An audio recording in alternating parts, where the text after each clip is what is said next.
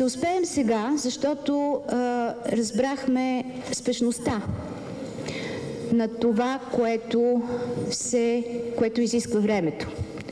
21 век е различен век, защото така както говорим за класическото правосъдие, мисля, че току-що се опитах да въведа един нов термин, така говориме за арбитража, така говориме за медиацията, това са били непознати форми, така говориме и за електронното правосъдие. И не само можем, а и ние трябва да участваме в усъвършенстването на правораздаването. Диалога, когато се гради този смел нов свят, е много важен. Начина, по който се правят законите, начина, по който се правораздава и обществения контрол са нещо, което ще даде ключът към успеха. И тук искам да кажа, че фактът, че успяхме да се съберем днес, за да говорим на тази тема, е наистина забележителен. Аз също така съм впечатлена от факта, че Висшия съдебен съвет е удостоил с присъствие този форум. Аз много се надявах съдебната стратегия и съдебната реформа вече да са приключили. Ще ви кажа след малко защо. Той успя да възстанови диалог.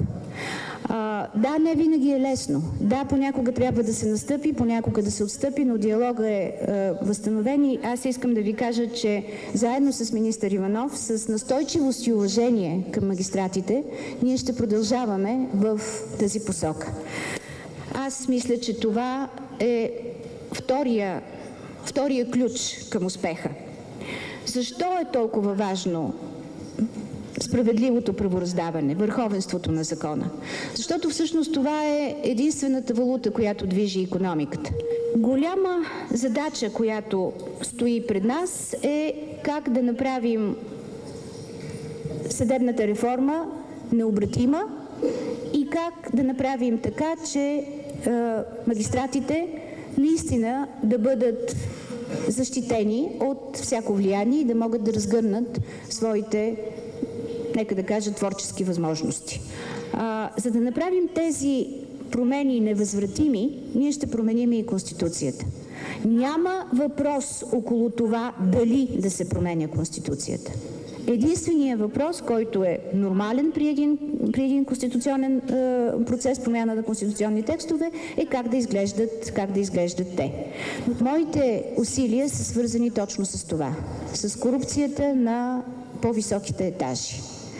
Да, не е приятно, вероятно, на хора, които са в обсега на този закон, да бъдат на толкова пълно разкритие, толкова дълбоко да бъдат проверявани. Но искам да ви кажа съвсем сериозно, ще бъдем.